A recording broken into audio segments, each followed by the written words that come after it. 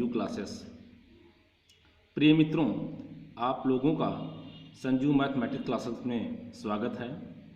आज हम चैप्टर लेकर आए हैं समांतर माध्य अर्थात एरिथमेटिक मीन्स।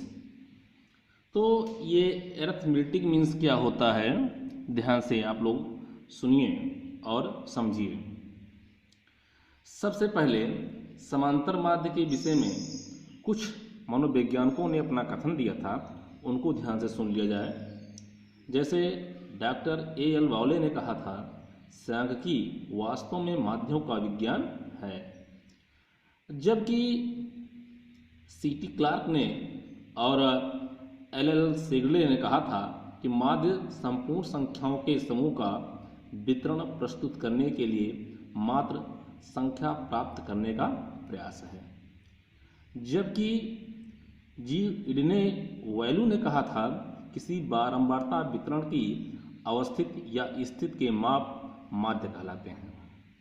मित्रों, ये तो रहे आपके कुछ महान मनोवादियों का कथन।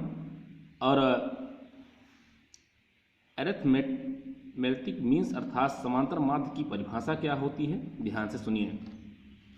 सजातीय आंकड़ों के योगफल को आंकड़ों की संख्या से भाग देने पर प्राप्त भागफल को हम समांतर माध्य कहते हैं। अब इस समांतर माध्य को हम अंगणित में औसत के नाम से भी जानते हैं। अब हम समांतर माध्य के प्रश्नों को कैसे हल करते हैं, तो इसके लिए हम कुछ महत्वपूर्ण सूत्र आप लोगों के मध्य लेकर आए हैं। जैसे पहला फार्मूला है x bar is equal to x1 plus x2 plus x3 plus dot dot xn और पूरी का बटा n।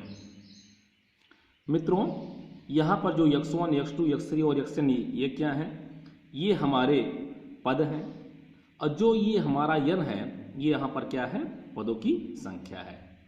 और हम समांतर माध्य को x बार अक्षर से लिखते हैं। x पर जो पाई का निशान ये लगा है, इसे हम बार कहते हैं, x बार। अर्थात हम समांतर माध्य को x बार से प्रस्तुत करते हैं। दूसरा आपका फार्मूला है x बार बराबर 1/n सिग्मा। ये जो निशान बना है, ये इसे हम सिग्मा कहते हैं। तो x bar is equal to 1/n i बराबर 1 to n xi, ये फार्मूला होगा।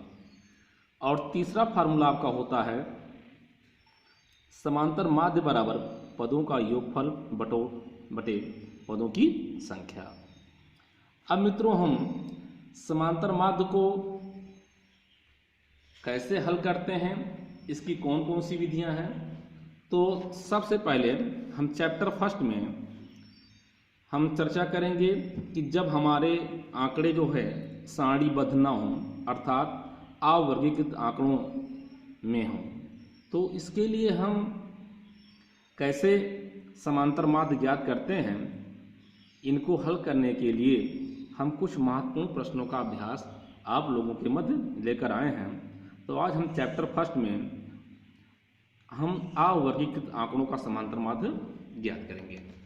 कैसे ज्ञात करेंगे, ध्यान से मित्रों देखिए। आपके प्रश्न हैं 80, 70, 120, 100, 110 का समांतर माध्य ज्ञात कीजिए। तो सबसे पहले आप ये ध्यान दीजिए कि हमारे आंकड़े कौन कौन से हैं। हमारे आंकड़े हैं 80, 70, 120, 100 और 110। कैसे इसका हम समांतर माध्य निकलेंगे, तो इसके लिए सिंपल सा फार्मूला आप लगाएंगे कि समांतर माध्य बराबर आंकड़ों का योग बटे आंकड़ों की संख्या। तो आंकड़ों का योग मतलब ये जो आंकड़े दिए गए हैं, इनका हम योगफल निकाल लेंगे। फिर हम गिनेंगे इनकी संख्या कितनी है, जितनी इनकी संख्या रहेगी उसी से हम भाग कर देंगे, और जो प्राप्त भागफल होगा वही हमारा समांतर माध्य हो जाएगा। तो कैसे निकालेंगे, ध्यान से देखिए। ये हमारा होगा x बार बराबर आंकड़ों का योगफल। तो आंकड़े आपके हैं 80 धन, दूसरा आंकड़ा है 70 धन 120 धन 100 धन 110 बटे, अब आंकड़ों की संख्या, तो मित्रों आंकड़ों संख्या गिन लीजिए, 1 2 3 4 5। कितने आंकड़े हैं? 5। तो हम 5 से इसको भाग कर देंगे। अब इनको जोड़ा जाए तो जी 80 और 70 150, 150 और 120 270, 270 और 100 370, और 370 में 110 जोड़ेंगे तो 480 हो जाएगा। अब इसको हम 5 से भाग कर देंगे तो 5 का पहाड़ा 48 में 9 बार ले जाएंगे, 5 9 45, 3 बचा, बन गया 30 और 5 छंग 30। तो आप देख रहे हैं आपका जो मान आ रहा है वो कितना आ रहा है मित्रों? वो आ रहा है 96। इसका मतलब कि इस दिए गए आंकड़ों का जो समांतर माध्य होगा वो कितना होगा? 96। तो इसके लिए फिर से ध्यान से देखिए कैसे हम हल करते हैं। सबसे पहले हम आंकड़ों का योगफल निकाल लेंगे, तो इसको हम जोड़ लेंगे, फिर आंकड़ों की संख्या गिन लेंगे, गिनने पर आंकड़े संख्या 5 है, फिर हम योगफल में 5 से भाग करेंगे, जो भागफल हमारा प्राप्त होगा वही हमारा क्या बन जाएगा? समांतर माध्य। चलते हैं नेक्स्ट अभ्यास प्रश्न की तरफ। अगला प्रश्न है, ध्यान से देखिए, कक्षा 12 के पहले 10 विद्यार्थियों की आय वर्षों में निम्न है, इनका समांतर माध्य ज्ञात कीजिए। तो मित्रों आपके आंकड़े दिए गए हैं, तो आपको इनका समांतर माध्य निकालना है। तो कैसे निकालेंगे? तो ध्यान से देखिए, सबसे पहले इन आंकड़ों को हम जोड़ लेंगे। ये आपका हो जाएगा 16 प्लस 15 प्लस 16.5 प्लस 17 प्लस 15.5 धन 16 धन 17.5 धन 18 धन 16.5 और धन 17 बटे कितने आंकड़े हैं? गिन लीजिए, 1 2 3 4 5 6 7 8 9 10। तो किससे भाग कर देंगे हम? 10 से। और यहाँ क्या लिखेंगे? x बार अर्थात समांतर माध्य बराबर।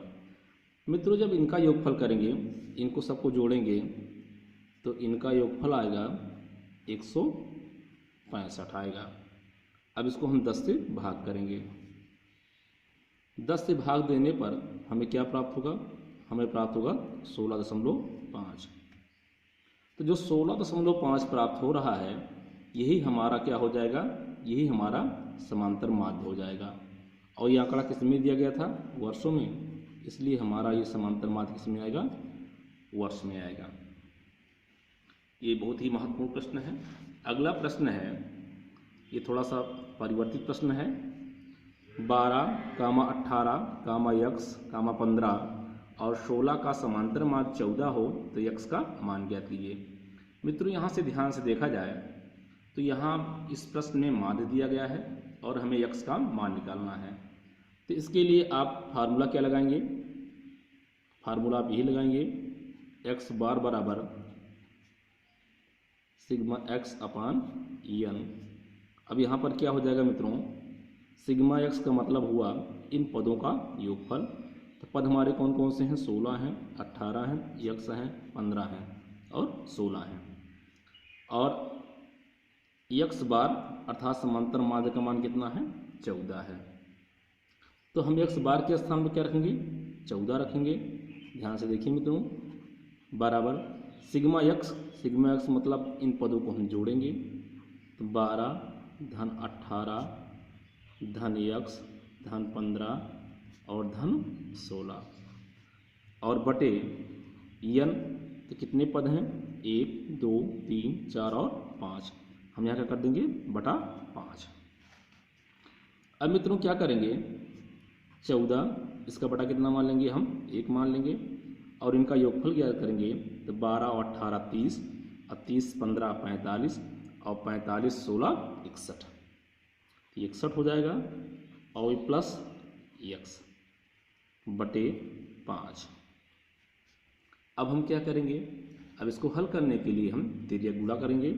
तो 5 का गुणा 14 में होगा और 61 प्लस x का गुणा 1 में होगा। तो 61 प्लस x 51, 61 प्लस x और 14 पंछे 70। अब हम x का मान निकालने के लिए 61 का पक्षांतर कर देंगे तो x बराबर हमें प्राप्त होगा 70 माइनस 61, जो कि घटाने पर हमें कितना मिलेगा 9। इसका मतलब x का मान हमारा कितना होगा, x का हमारा 9 होगा। ये अति महत्वपूर्ण प्रश्न है। इसी तरह हम आगे प्रश्नों को अभ्यास करेंगे। अगला प्रश्न है 2, 3 और x का समांतर मान 3 है तो x का मान ज्ञात कीजिए। यूपी टेट 2017 का आया हुआ प्रश्न है। तो मित्रों कौन सा फार्मूला लगाएंगे हम यही फार्मूला लगाएंगे, x बार बराबर सिग्मा x अपान n। अब x बार मतलब समांतर माध्य, और समांतर माध्य कितना दिया है हमारा 3 दिया है। तो हम समांतर माध्य के स्थान क्या रखेंगे मित्रों, 3 रखेंगे। सिग्मा x मतलब पदों का योग। अब हम पदों का योग निकालेंगे, ये हो जाएगा 2 धन 3 धन x बटे पदों की संख्या। पद हमारे कितने हैं 1 2 3, तो कितना हो जाएगा बटा 3। अब आगे इसको हल करिए तो 3 इसका बटा हम कितना मान लेंगे 1 मान लेंगे, बराबर इनका योगफल कर लीजिए तो 2 धन 3 मिलकर हो गया 5 और धन x, और बटा कितना हो जाएगा आपका 3। अब हम क्या करेंगे, हम तिर्यक गुणा करेंगे तो 5 प्लस x का गुणा 1 में होगा, तो 5 प्लस x का 9 5 प्लस x और 3 त्रिक का 9। अब x का मान निकालेंगे तो 5 का पक्षांतर हो जाएगा, तो x बराबर हमारा हो जाएगा 9 ऋण 5।